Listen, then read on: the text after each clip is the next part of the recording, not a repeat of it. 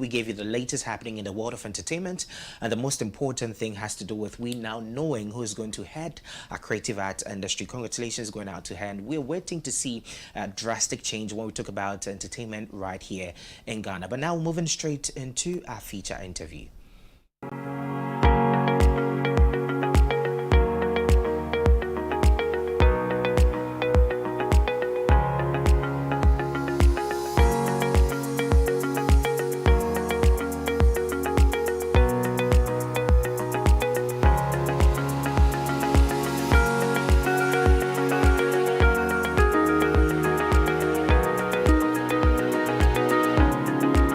Right, so we have an amazing gentleman right here in the studio, and I wonder how he's been able to keep a straight face anytime they have these court proceedings with cases being thrown at him. But he's done so well when it comes to putting out content and also making sure Ghana is seen when it comes to creativity. I'm talking about Louis Lamise. He is our guest for today. Good morning, sir. How are you doing? Good morning, JK. Anytime I want to say your name, I want to say KY. I don't know why KY gel. Maybe you have a role for me and it's going to be KY. Gel. Interesting. Interesting. We're super excited having you today. Right. Thank you. Very Interesting. Before we get into conversation, let me just find out from you. Having to deal with those two lawyers in court, how is it like? Because I always keep it a straight face, trying to maneuver you out. How is it like? He still smiles and all that. Like, how is it like? It's easy. If you should understand, the moment I craft the character and I wear it, there's no doctor who be performing surgery and laughs. There's no judge who is seeing absurdity in his court and does not get angry at the absurdity, but rather chooses to laugh. It doesn't happen often. So yes, I must assume the same rule if I'm being a judge. Originally, we were supposed to mess up together, Right. but when the first few episodes came out, some people called and said that the way it is very full of fun, and we can use it to do good. So there should be some level of seriousness to use that to address issues in society. Therefore, I chose to stay back and be the sane person in the show. Well, let's talk about the behind the scenes. How is it like shooting? How is it like when because I know when it comes to acting, you have the behind the scenes. You guys are like, I don't know what the word you have for it, but then cuts, you have to reshoot that scene again because it gets very funny and all of that. Walk me through the behind the scenes. All right, so this is Do you laugh a lot? Do you laugh out loud a lot? Personally, I don't. Because the moment I give myself room, it's very hard to get back into character. I keep laughing. And some of them are messed up. Loyalty and Clemento Suarez they are not human beings. I mean, I can't imagine having a role that has to do with the, I don't think I can survive. They will mess you up. Yes. They'll make you laugh. Recently I was doing something I couldn't keep up a straight face. And so it is difficult. But fortunately for us, what we do is that we don't do scripted material. We memorize and we study and we come and perform. Right. We build ourselves as characters. And we throw ourselves in the space and on the show, and then allow ourselves to what we call improvise. So everything is created from when we say action to when we say cut. So it comes natural. Occasionally, yes, we see something wrong. Somebody will say something. I've had an actor actually insult somebody bad, like not in the role. And I say, no, I won't allow this. And then we cut, and then we go back. So those few times we do that. Interesting. So before we delve into the documentary we're going to talk today, I know you faced a lot of challenge, going back from Kumasi, coming up and everything, and finally you having your big break. Waking up the morning or that day to see your production all over the place, people talking about Mokola versus KGT. How was the feeling like for you? I think it's not describable because I didn't believe it. Right. And even the belief I had wasn't what we have today. It was like, this is going to be, this is a passing thing. Because we had one project trend. We did a short 3 minutes commercial, beating services. And then we woke up and it was blown up. So I thought this was going to be the same thing. Until after the trending for a few weeks, I had almost every strong TV station in Ghana call us that we want this. Let's turn this into, a show, and that changed it. And multimedia took it up, and it was on Hits FM, Adom FM, Inshira FM, Love FM, Joy FM, Joy Prime, Adom TV, Joy News, like constantly. And other radio stations will pick it, like you do now. If anything is trending, you pick it. Right. So almost every media house in Ghana for about a month was playing our content. TV3 without, and I said, no, somebody called, no, TV3 doesn't have permission, they are playing. I said, let them play. Yeah. Allow them to. And that was it. That was it. Right. Interesting. Okay. So let's jump right into the topic for today. Let's talk about the documentary at hand. Can you walk us through the road in making this whole documentary, and coming in from a space, from this creative space where you make people laugh here and there? Why that particular topic, and what inspired the whole thing about climate? Whether we like it or not, climate change is real and it is happening. Last year, the weather patterns changed drastically. These things are real. But yes, if you live somewhere like in Accra, you don't feel it much. It might affect, it didn't rain, so what? But I was informed, and that was, somebody told me that the executive director of a youth bridge foundation, they handle youth conflict policy advocacy and all of that. I met him and he was talking to me and he said, do you know the impact of climate change, what it is doing to people? And he opened my eyes, and I said, I would love for us to do something like this.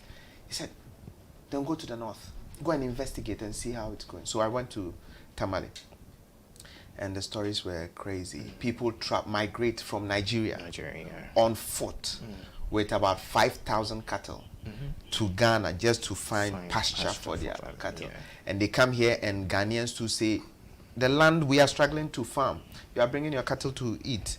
We also disturb, some kill, some fight, some are burning houses. And I said, this is a good concept to put into film, to educate the farmer to understand the Fulani. They actually not called Fulani. We all call them Fulani, but they're actually Fulbe. Fulani is like a derogatory word, like you saying nigger. Or tenny. Tenny. So it's actually Fulbe. That is their name. That is their name. And we've used Fulani, and it's tenny, and it's accepted. So all these things I came to realize when I went to live with them. That's amazing. Right. And even Very discovering amazing. the name Fube is quite interesting. And so just again, walk us through the process, because I know it has to do with you doing research, living with the people, having a feel of what they are going through. Highlight some challenges there. So when I got there, I got somebody who took me around. So take me to the community of the locals, the Dagombas. Let me meet them. Take me to the community of the full base. Let me meet with them. And after I met the Banis, and then they told me their side of the story and how the cattle rearers disturbed them. I went to the full bay. And when I got there, I don't know what happened to me. I just said, I'm thirsty. And they went to bring me water. Jesus. Like in Sukoko, like mud. When you are walking, it rains. How it looks. They went to fetch, and they brought me to drink. And I said, what is it? They said, that's what they drink. So when it rains and the potholes gather water, that is what they fetch. And Here in Ghana? Here in Ghana, Tamale. Tamale? Yes. That is like the region's capital. Yes. Just the outskirts of it. Right. And even in Tamale, the center of, they have a dam. And you go there and cattle come to drink. It's muddy. And then people come to fetch in these kufor gallons and take home to prepare food, to drink. And I'm standing there and I'm watching. I'm saying, this is Ghana. And look, the problems in our country are so great that we now need to all come together and then join the politicians and say that stop lying to us. Let's team up and fix them. Because you live, you think Ghana is Accra, Kumasi, Accra. Yes. No. Ghana is huge and people are going through People are going through a lot. So wow. that was it. So from there, from the research, now we decided to let the people tell their story. So I came back to Accra, we organized a team, we went there, and now we did the interviews. We waited for the Ramadan, and the ending of the Ramadan, and we used that to get the politicians to be a part of it, to all share the message of peace, that we all have the need. And actually, let me add this, what we do not know is that we tell them to leave, and we want to sack the Fulbe because they are disturbing our farms and all of that, and we want to kill them. Yes. But research told me that if they leave, maximum of about 4 years, you won't have beef, nenchunam, on your plate. All the nenchunam, either it is a Ghanaian farm and the Fulbes are taking care of it, or they have brought their cattle to rear them here. Yeah. So we need them. You see, usually we don't think about this when it happens because we're thinking about the havoc they are causing, the harm here and there, and so we don't really concentrate on these things. Wow, I'm quite impressed. And of course, we do need our beefs. We need it. No, we need a protein. We need it. We do need it. We need it very much. Yeah, eating the fufu. The beef has to be in the corner. You chew and you squeeze with the soup and everything. Very interesting. All right, so viewers, so we're still having a conversation with Louis Lamise, and he has an amazing documentary looking at conversations so far. Quite interesting. A lot of research has gone into this, so we want our viewers to have a feel of this. Let's go check this video out.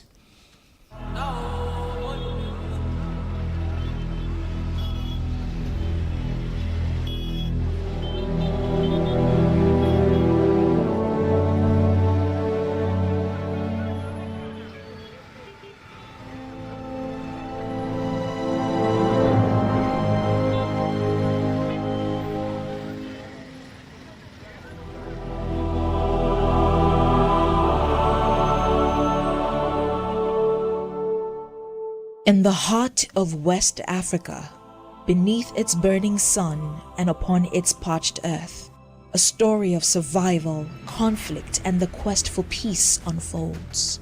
This is northern Ghana, where the consequences of climate change are not just statistics, but stark realities that shape the destinies of its people.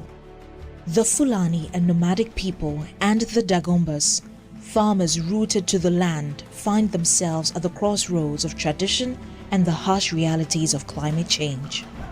Dams that once sustained life have dried up, leaving behind more than just barren land. In the dry season, the little water remaining in the dam for us to use becomes muddy, making it difficult for us to use it. The dam used to be deep with clean water, but with the dirt in it now, it renders the water dirty, even if the quantity is much.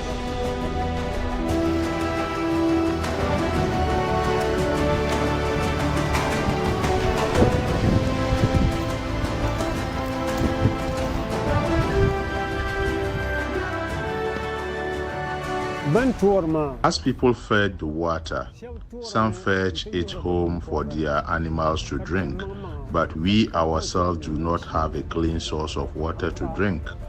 But we have no other option than to also rely on this water for drinking and cooking.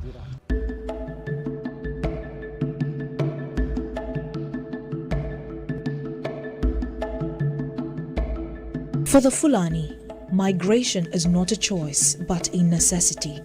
As water becomes scarce and grazing lands vanish, they move driven by the ancient rhythms of the earth and sky.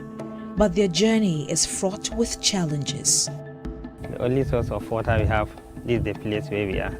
The small dam we can use to harvest some small water. It will take us, after when the rain stops, it will take us maybe 1 or 2 months, then it will finish.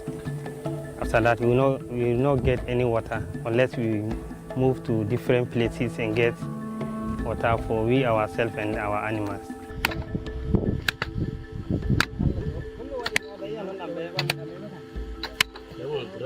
Because of we are suffering of getting water, so that's the reason why our father, he said we should organize some small amount so that we'll get people to come and help us to redig the place so that we harvest more water.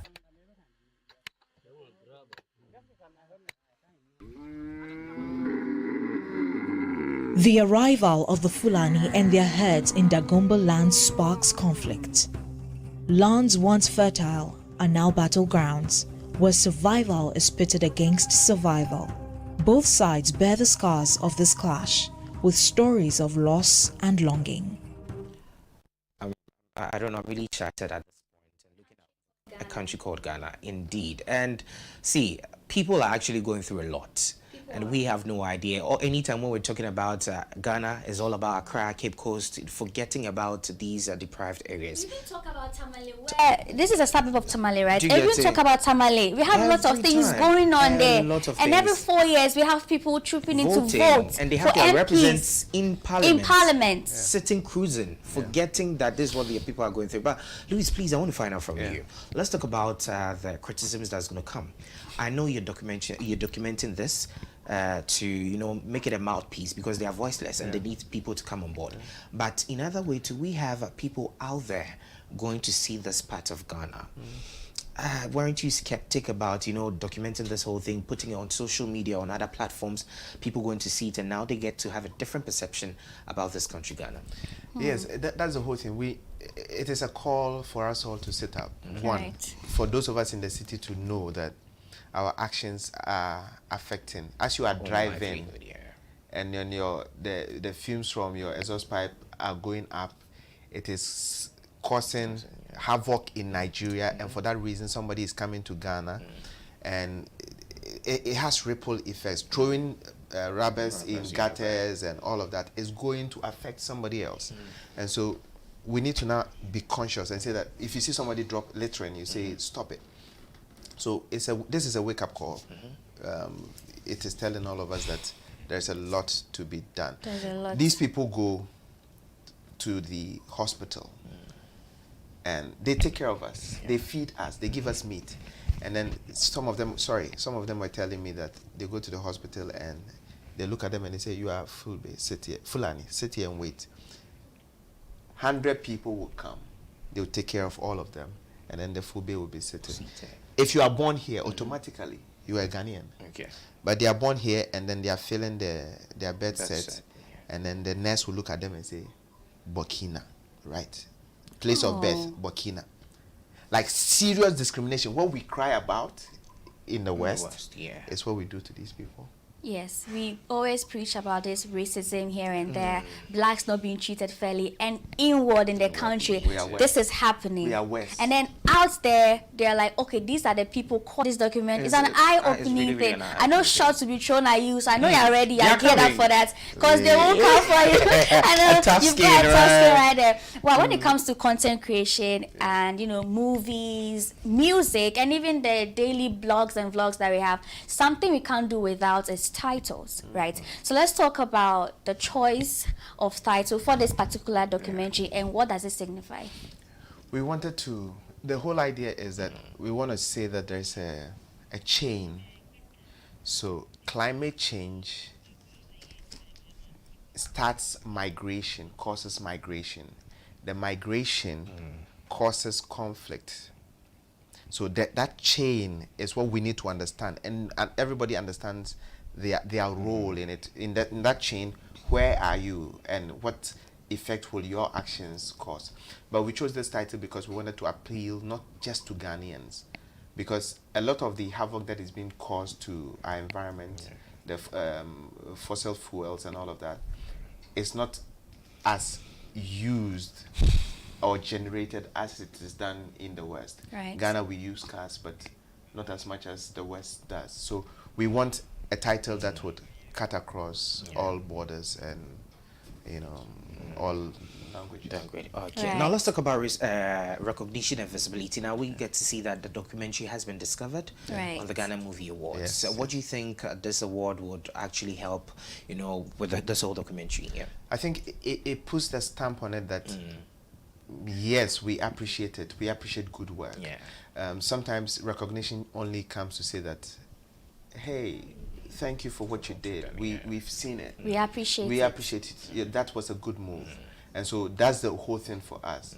This is only a stamp to say that we endorse. Ghana is saying, and thankfully the the award name is Ghana Movie Award. So Ghana is saying that we appreciate the work, the efforts, the investment that has gone into this. Right. Talking about the awards, let's talk about Mawina's nomination and generally her contribution to this project. How has it been? How do you feel about her nomination to begin with? Good. So the business, so we have a partnership, Laser Legacy, the producers of KGTV vs. Mafala, and then YBF, Youth Brave Foundation, and they have JSC Production. So they handle youth-related issues and youth advocacy. And we decided to partner to do this project. And Mawina's nomination is for a second film. Right. JSC did, which is on mental health. And she's a worker with Youth Brave Foundation.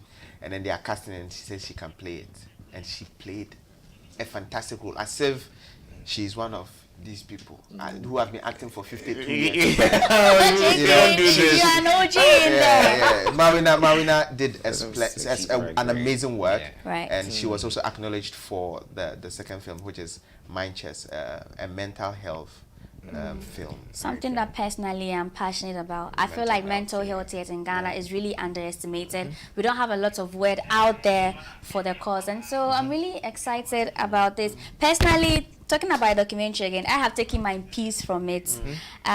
What kind of message are you trying to send out there to the Ghanaian populace concerning this documentary? I've taken my piece. Now I know that these people are actually doing well in the country, and not only about the harm they are causing. You know, with everything, there's a bad seed in there. So you have the good ones and the bad ones. What message are you trying to convey out there to the Ghanaian? For the documentary, the message is this: the people are not bad people.